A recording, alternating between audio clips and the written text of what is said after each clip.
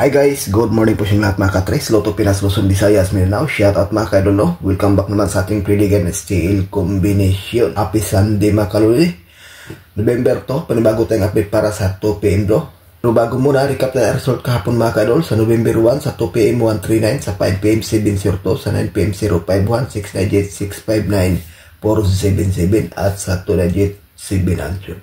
So ayan po guys, ang kompletong resulta. Congratulations lang dyan sa may nanalo. Congratulations kapon sa ating guide na 931, nag-rumble nga lang.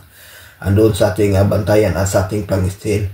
Basta yung double na guide natin mga kaidol, the best talaga yan. May possible na lumabas. Okay, ngayon para sa 2 pin draw, may bahagi naman po tayong guide at 3 combination lang po ito mga kaidol. No? Una guide natin, 332. Pangalawa, 361. Pangatlo, 530. Sa 3 combination, may bahagi tayo itong base mga kaidol na 332.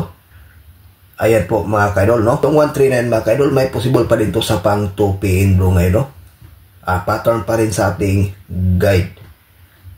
931 lang ang plus tada dito sa guide na to mga kaidol. Nasa inyo na yan, yung balikan pa yan. The best din yan pang stale. Okay, sa ganahan guys, paikopya. May bahagi po tayong best pairing guide.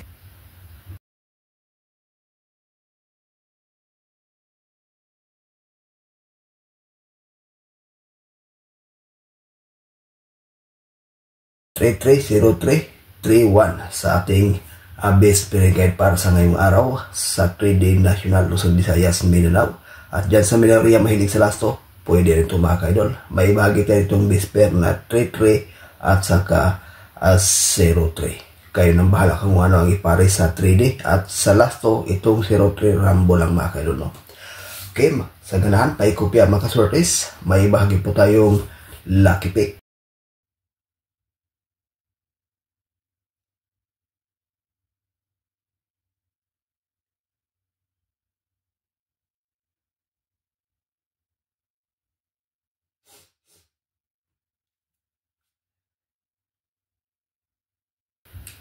(305, 330, 332, 163) for combination sa ating lucky pick mga kaidol.